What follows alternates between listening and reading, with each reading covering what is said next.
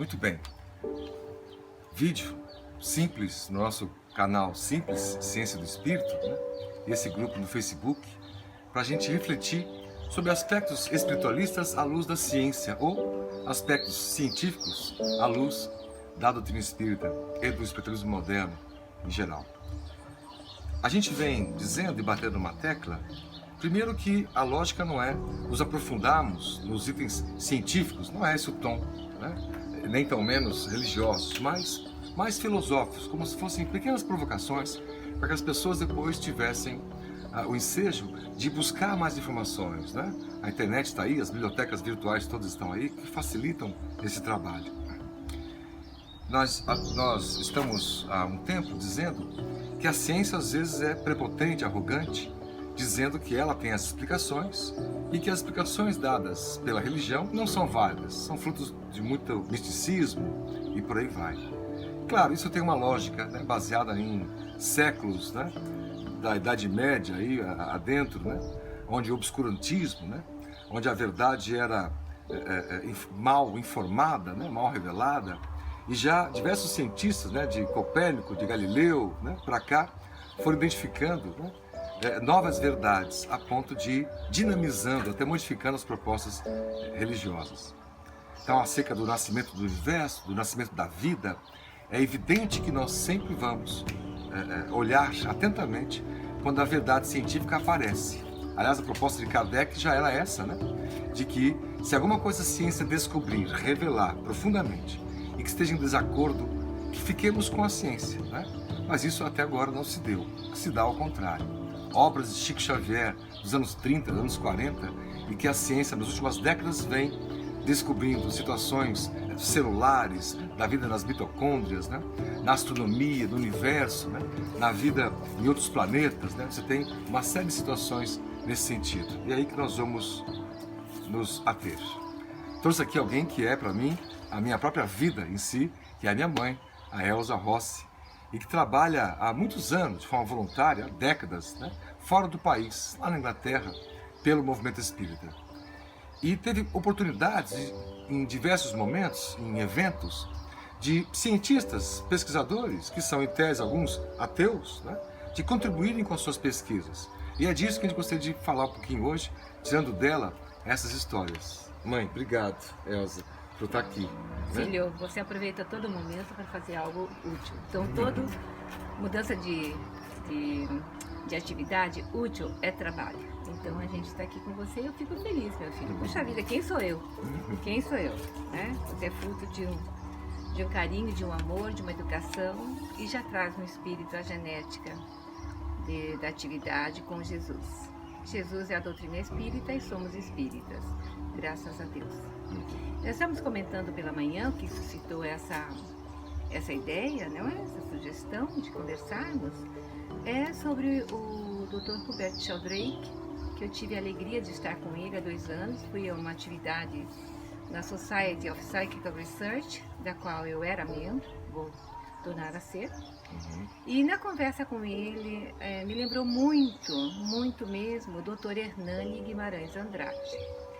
Aí, fazendo um paralelo, um correlato de uma coisa com outra, nós chegamos ao livro da doutora Marlene Nobre, que para mim é uma referência nos estudos às obras de André Luiz, porque ela estudava diariamente das 7 às 8 da manhã, antes do café da manhã, no seu apartamento, na sua casa, da qual eu tive o privilégio de muitas e muitas vezes estar com ela em São Paulo. Ela estudava paulatinamente as obras de André Luiz. Aí ela escreveu no ano de, acho que foi 2014, a obra Alma da Matéria. Esse livro traz os estudos, as obras de André Luiz, traz o Dr. Hernani Guimarães Andrade e traz o Dr. Hubert Sheldrake, também citando o Zalmiro Zimmermann, que escreveu a obra Perispírito. O que tem em comum todos esses autores? O estudo do campo morfológico, isto é, do perispírito, isto é, do campo, do modelo organizador biológico que o doutor Hernani Guimarães Andrade, eu fiquei sabendo hoje, eu fui procurar um pouquinho, em 1958, eu tinha 7 anos, ele escreveu essa obra. Para escrever essa obra, ele já veio procurando há muito mais tempo, né? O psicoquântico. Um cientista, né? Um cientista. É o maior cientista brasileiro. Eu convido, eu sugiro aos nossos irmãos que estão ouvindo, assistindo Ciência do Espírito, esse canal no YouTube que muitos ajudaram a ser um canal de fato e de direito, que o Daniel criou, né? E utiliza para essa conversa informal, uma conversa de insights, onde cada um vai, se gostar, vai pesquisar, vai aprofundar. Que procurem conhecer o psiquântico do Dr. Hernani Guimarães Andrade e verão que o Dr. Rupert Sheldrake, que ele escreveu em 1981, portanto, vejam quantos anos, de 58 para 81, escreveu praticamente a mesma coisa. E as obras de André Luiz, então, é um apanhado da ciência espírita, que vai além da ciência acadêmica, não é? Porque as comprovações somente serão aceitas quando a ciência acadêmica dizer o perispírito existe. Então, o Dr. Rupert Sheldrake, ele fez essa introdução em 1981. Então, há muito por se fazer e comprovar, mas está aí para, de fato, de direito estará quando os cientistas comprovarem. Mas nós, os espíritas, com a graça de Deus, como diz o Dr. Andrew, o Dr. Sanderson, Dr. Fennick, nós temos uma ciência nas nossas mãos, nos estudos simples das casas espíritas, quando aprofundados, quando realmente disciplinados, cadenciados, a gente vai então conhecendo. E eu sugiro o livro dos Espíritos, nas questões 93, 94, 95, que trata do perispírito. Então, aquele que já está na academia, que está fazendo um doutorado, ou que vai desenvolver uma tese na universidade, que ele vá buscar tudo isso e faça a tua tese. Você estará simplesmente sendo assessorado pelos espíritos benfeitores que trabalham nessa área para ajudar que esse conhecimento seja de fato e de direito, o que é a lei divina, natural, ela é. Então ninguém está inventando, está descobrindo aquilo que já existe. Então, convido meus irmãos, eu não sou acadêmica, tenho faculdade, mas não tenho nada de ciência. O que eu sou é amor. Então, quem sabe disso, vai buscar um pouco mais, né, Daniel? É sim.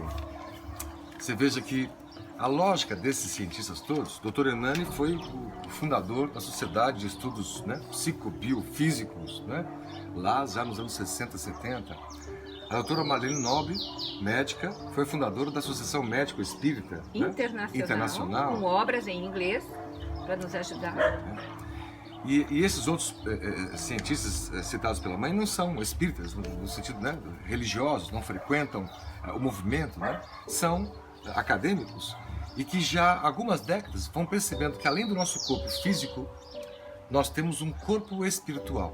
E aí a avaliação de nomes na doutrina espírita chamamos isso de perispírito, peri de em volta, né? Porque em volta dessa chama que é o espírito, que não é matéria, que somos nós, a nossa essência, a nossa consciência, criados por Deus, simples e ignorantes, nós nos manifestamos pelo corpo espiritual, que o Dr. Hernani chamou de modelo organizador biológico, porque é ele quem vai dar forma, plasticidade ao corpo físico mesmo. As doenças se manifestam no corpo físico, mas estão antes, né, incrustadas nesse corpo espiritual. Por isso que estar em paz com a consciência, né, é curativo. Por quê? Porque você vai plasmando, né, um benefício para as células do corpo ao longo do tempo. É essa lógica que explica as grandes curas, né, chamado de milagres, né? Nesse sentido não há milagres, há a ciência ainda oculta que não compreende, né? E você veja, lembrando de um outro cientista dos mais famosos do mundo, Isaac Newton, ele era um cientista que mudou o panorama da ciência, né? Fincou as bases da ciência. Escreveu 3, 4 obras que são elementares para toda a ciência física. Mas o que pouca gente sabe é que boa parte do tempo dele Ele era um alquimista, tentava ali encontrar, né, soluções que são quase esotéricas, não é? Então, nesse sentido, o esoterismo um dia andará de mãos dadas com a ciência, né? O que se chamava antigamente de ocultismo, né? Um dia encontrará explicações razoáveis, racionais, né, na ciência. E para a ciência, um dia, e está próximo disso, gradativamente, a humildade vai fazendo com que eles percebam que há muitas explicações por trás dos fenômenos mediúnicos, né? Há toda uma vida intensa que é original, verdadeira, né? Que não é esta vida desta matéria tangível que nós conhecemos. Por isso que a morte não existe, é apenas a transformação. O corpo físico tem seus átomos que voltam para a própria natureza e vão formar átomos de outras plantas, né? Isso a ciência já estudou. Mas o nosso corpo espiritual continua se manifestando, né? Tal como nós somos, né? E da vida a gente leva para outra vida a vida que a gente leva nessa. Como, né, a gente leva essa vida aqui com raiva, com desconfiança, com preocupações, a morte não transforma só para um passo de mágica, né? Seremos assim do lado de lá. Se aqui nós estamos confiantes, né, plenos, serenos, assim seremos, né, quando na passagem para o lado de lá. Então a saúde é uma questão espiritual, né? A ciência será, sobretudo, uma questão espiritual. Não é isso? É verdade. Eu, lembrando aqui rapidamente, agora você falando, me veio um artigo da Sueli Caldas Schubert. E ela comenta, metaforicamente falando, né, para explicar o campo morfológico, para explicar o perispírito, para explicar a reencarnação, enfim, numa pequena história, que eram 100 macacos numa ilha. Os 100 macacos se alimentavam de batatas, raízes. Lá um belo dia, a batata caiu na água, veio limpinha e o sabor era diferente. O que aconteceu? O macaco começou a lavar a sua batata, outro macaco imitou, outro imitou, até que os 100 lavavam as suas batatas. O que aconteceu? Numa outra ilha distante, os macacos lá, sem terem contatos com os macacos dessa ilha, cercados de água, não tinham como atravessar, os macacos da outra ilha começaram a lavar as batatas. Isso explica esses campos morfológicos. Sim. Isso explica para nós a reencarnação. Isso explica para nós uma série de informações que está contida nessa obra da doutora Marlene, A Alma da Matéria. A Alma da Matéria. The Soul of Matter, que nós temos em inglês também, que é muito importante. Porque organizando os congressos médico-espírita, nós organizamos o primeiro na Europa, né, na Inglaterra, organizando os congressos médico-espíritas, o que acontece? A ciência espírita vem à tona, porque os médicos são espíritas, os médicos, alguns são médiums, conseguem falar daquilo que passam, trazendo para a ciência acadêmica, para os médicos britânicos ou de outros países que vêm e participam, dentro do seu idioma, a informação espírita dessa nossa ciência, dessa nossa filosofia, que abrange o universo. Ela é e sempre será. Então, assim, eu convido, né, que é muito importante conhecer, porque nós temos autores maravilhosos, dentre esses, Dr. Hernani Guimarães Andrade, doutora Marlene Nobre, Zalmiro Zimmermann, que são importantes pesquisadores do perispírito. É uma olhada. E também nas obras de André Luiz, que tem muita informação científica. E uma quase impossível de ser compreendida numa primeira leitura é Evolução em Dois Mundos, né? Então vale a pena estudar essa obra. Outra de Emmanuel, A Caminho da Luz. Cada um com seus conteúdos diferentes, mas estamos aqui citando obras que têm uma explicação científica baseada no espiritualismo moderno. Bastante importante. É isso? É isso. Obrigado, mãe. Obrigada, meu filho, por ser meu filho, né? Muita paz a todos. Amém. E vamos lá.